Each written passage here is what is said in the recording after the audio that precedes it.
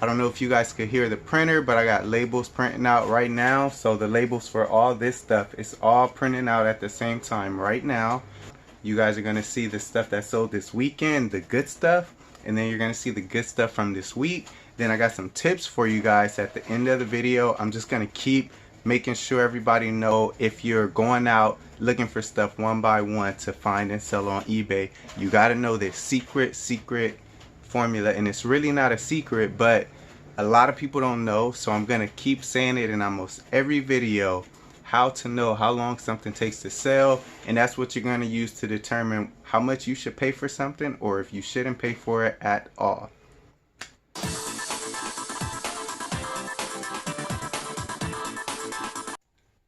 Alright everybody, so the first item that I'm going to show you that sold is this guy right here behind me. He's a Robosapien V2. He's a robot that does bowling. I picked him up in a like open box type of condition from a yard sale this past Saturday. So when I first got there, the person selling stuff was like, "Oh man, I'm sorry, but we don't have nothing in your size." I'm a small guy, he's a big guy, but I just had to tell him right away, like, you know what? Anything I find that I decide to sell, it's actually going to be, anything that I find that I get, it's actually going to be to resell on eBay. He was cool with that. He started showing me the stuff that he thought was good. He's showing me this, like, yo, look, this is listed on eBay for $1,100, trying to sell me up on it. And I was pretty much totally uninterested. Looked around, didn't find nothing. So finally, before I left, he asked me, did I want it? And I was like, no, actually, because I don't see any solid sales to compare it to in new condition. There's a lot of them listed for a bunch of money, but nobody's buying them. The only thing I could go off of is that there's about 4 used ones that sold for $150, and then that's when he offered $50 for it. I'm spending $50 on this thing. I really wanted my money back quickly, so I listed it for $200 or best offer. I got a deal. I made a deal with the YouTuber for $160 with free shipping. I'm thinking it's going to cost me about $30 to ship it. A part of the deal was to take it out of the package so I can make it more condensed. So I'm good with that. Now the next thing I'm going to show you guys here is a Sonos Play 3. This thing was super low key. It really just looked like a standard cheap Bluetooth speaker. It came out the back of the Goodwill right on the cart. I'm in the Goodwill. 2 other resellers are at the cart, and you guys know how it is. We're all trying to get the stuff that we think we're going to want to check out and possibly resell. That thing ended up being the last thing on the cart. I'm sitting there with some teddy bears in my hand thinking they're vintage, but I went ahead and picked up that speaker, searched it, Sonos Play 3, and I'm like, oh my god, I almost missed this. One of those other guys could have picked it up, or I could have just been lazy. Like, that's a Bluetooth speaker, it's worth 15 bucks. But I got lucky. It sold in about 3 days, I believe. I listed it too high at first, came down on the price about 15 bucks. Got it sold for $164 plus shipping right here close to California. The next thing that sold you guys is a Polycom Soundstation 2W. It's a wireless one. When it comes to these conference room speakerphones, the wireless ones go for the most money, and Polycom is also like a bolo. That one is in high demand. I've sold 2 of these working before for $150 each, and this one I actually got $155 plus shipping, and it was sold as is because I wasn't able to get it working right. But based on the comps, I noticed that one part of it was selling for $100 by itself, and that wasn't the part that had an issue with it. So I probably actually lost some money on the other 2 that I sold. Those sold like instantly. I probably could have got more money for them. But keep an eye out for Polycom conference room speakers. They sell good. This one sold overnight. Listed it, woke up, had an offer for $155, took it. On to the next. Alright you guys, so the next thing on the list was a really good sale. I found it not this past weekend, but the weekend before that. I got it from a yard sale for $10, and look here, it sold for $250. I listed it for $299, no offers. It had about 4 watchers. Somebody inboxed me if would I take $250 for it. I also had it listed on OfferUp too. Didn't get any bites there. After a few days, I figured I paid $10 for it. I'm not going to sit here and be greedy. It's a really nice pair of skates, so went ahead and shipped them off for $250. Can't complain on that. Okay, and then the next thing that sold was actually from not this past weekend or the weekend before that, but the weekend before that. I picked up a pair of Beatles Vans for $3. I sold them for $99 with free shipping. And then on here is the Xbox One. I picked this thing up, just the console, no cords, not tested, and I paid about 10 bucks for it. Came home, I put together some, I went through all of my electronics junks. I found a power cord to it. I borrowed a controller from my brother to test it out. It worked great. I sold it with the power cord, no controller, no returns. I explained to the buyer why I put no returns on it, which is basically to prevent fraud and to discourage people that are likely to be buying something just to see if they want to keep it and then like, oh no, I actually didn't want, and then just return it. Like, people do that. So another thing you could do to discourage that, instead of putting no returns, is to put, you could return it, buyer pays shipping, and write something about that in the description, like, this is the condition of the item, this is what I could tell you about it, but I'm selling it as is. You can return it if you want, but you'll be responsible for paying the shipping on that. So that's another thing I do.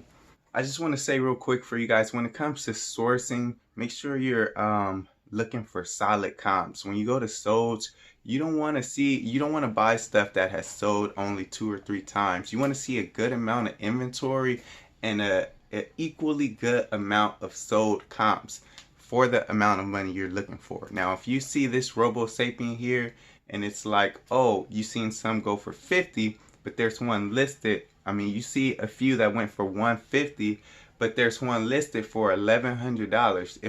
If the seller is asking you for 100 or 150, don't waste your time on that, because there wasn't any comps for anywhere near that price.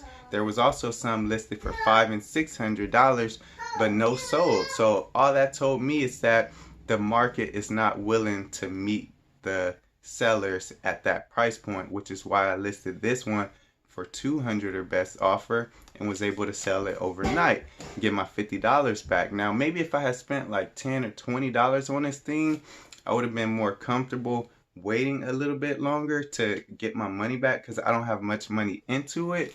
But that is why I really want to show you guys a little bit later in this video how to look at the comps and analyze them and make sure you're making a good, smart buying decision. Meaning, like, for the amount of money I'm investing, and then also for the amount of time that I'm going to invest after I purchase it, and then also for the amount of risk that I have involved in this, meaning it could potentially get returned and end up being a loss for me. How much am I really willing to pay for this?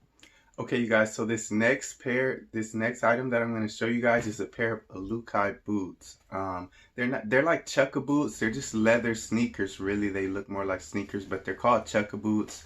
I got these from the Rhodium flea market. You guys saw the video. I picked them up for $5. So that's about 3 weeks ago. They sold for $35 plus ship. Not a bad profit. So be on the lookout for a Akai. It doesn't bring in a whole ton of money, but it always usually sells in a decent amount of time. So if you could source them for cheap enough, like $5, it's worth the money. It's worth the time and the money for me to sell that. Make a 25 bucks profit off of it. Easy to ship, easy to list. Okay, so the next item on here is a pair of Mr. B's boots. I picked them up from a Goodwill a while back. It finally sold for $49 plus shipping. Paid $15. Took a while to sell, but it was a nice pair and I loved it. So I went ahead and got that sold. I'm happy, making about $30 profit on those. So okay, so these next 2 items that I'm going to show you guys are both dollar items. I'm showing you guys these because it's just really cool and really smart to be able to have a way to source things for as cheap as $1 that you could get $10, $15, $20 for. These type of items are usually not going to be fast sellers, but what I would say is, like, it's not fast money, it's not big money, but it is long money. Now, after the year has gone by, you could probably easily sell 200, 300, 400, $500 items. And then after that's all said and done, imagine how far your money goes when you're only paying $1. So for me, I like to think of it as after I've sold 100 of these dollar items, that $100 that I invested is going to turn into $1,000 to $2,000 or better. Now, watch this, you guys.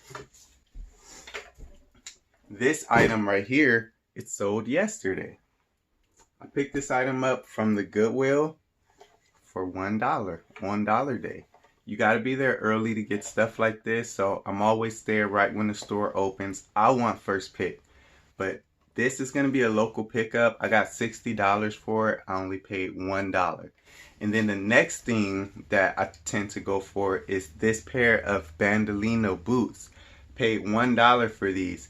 These are really my comfort zone. Like shoes like this, I'm able to sit down in an hour to 2 hour session and get 5 to 10, maybe 15 of them listed. It's very easy. Like I don't have to stress over it, think about much. I've got enough experience where I know like Bandolino boots, this and that. Put all the details they want in there in a short period of time. Get them sold. When it's time to ship them, 3 sheets of bubble wrap, wrap it around, throw it in the shoebox, and it's on its way. It usually costs about $10 to $15 to ship. Always keep that in mind when I price it. These I got $15 for it. But just stick here for another minute or two because I'm going to be putting this pretty much towards the end of most of my videos to make sure that everybody that's watching me and following me, especially if you're like new or if you've been doing it for a while but you kind of tend to pick up inventory that you thought would sell but it's kind of sitting for a while and you're not really sure exactly why it's not selling. It's this, you guys. So when you type in the keywords to the search, make sure you get as specifically as possible as you could get to the item for the best results. Now, for iPhones, when you're on the filter, you're going to see the number of results while you're still in the filter. If you're on an Android phone, you're going to see the number of results after you leave the filter, kind of like on the left top part of the screen. But you're going to compare that number with the amount available that has not sold yet with the amount sold that has sold. So for example, if there's 100 of these Robosapiens on the market and then you click sold and you see that 20 of them have sold, that's not really a good look for you because there's so much available for a customer who comes looking for it compared to the amount that have sold and, you know, basically the amount of customers that are in the market for this particular item. They have a lot of options and they're more likely to find a seller who's been sitting on one for a while and get a deal. When you look up, when you immediately search for something, when you see low prices, that automatically is your first sign that there is low demand for this item. Now, when you look up something, a lot of times you're going to see something pop up at the top with a high price, but then following that is going to be several items with the low price. That's two reasons for that. Either the seller just really doesn't know what this thing is worth, or maybe they paid so much for it, so they're trying to sell a lot for it. But with the things still sitting on the market for low prices and still haven't been purchased yet by people, that is a very clear indicator that there is not a lot of demand for this item in the market. So, but just to be sure, go ahead and check the solds and you should see a low amount of sales compared to the amount on the market and for low prices. So stuff like that is still could be, there's still money to be made on that stuff, but that's stuff that you want to be spending something like $1 on. Even $5 could add up. Like, keep your money, try to get stuff as low as possible because what you pay in cash is not the only thing that it costs to sell this. It's also going to cost you time to list it.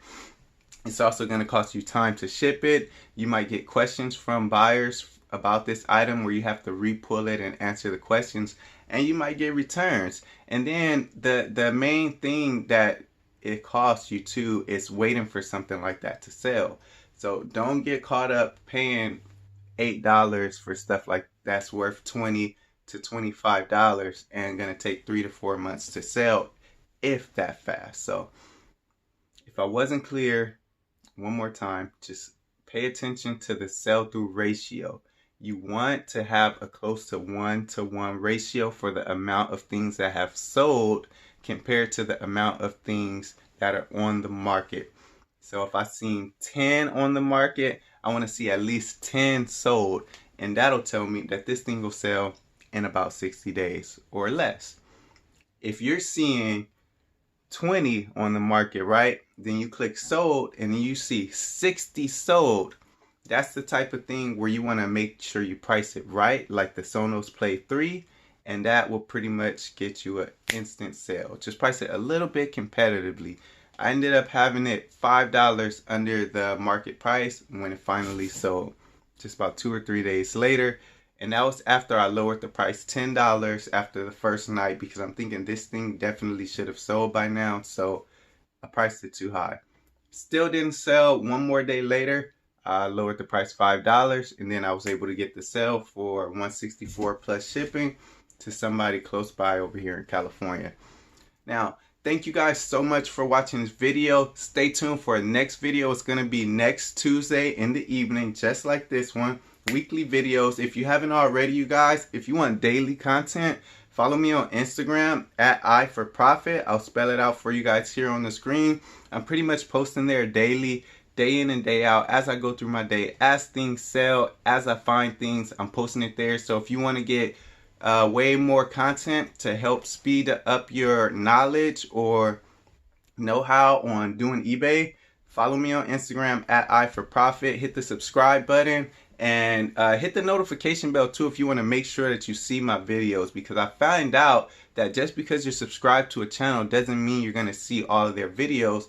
And the main reason why is because YouTube, you know, is monitoring you, and if you don't have time to watch one of my videos one day, they could interpret that as not being interested. So hit the notification bell so you could at least know when there is a new video that I've posted, and that way when you have time you could go ahead and click on the video, check it out, see what new things I found, see what new things sold.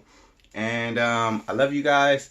Peace and love. Thanks for watching the video, and always hit the like button, share it with somebody, you know. That's it. That's it. Go away, you guys. Go find some stuff. Go finish doing what you were doing. But make sure you come back if you haven't already. Hit that notification bell. Peace and love, you guys. See you later.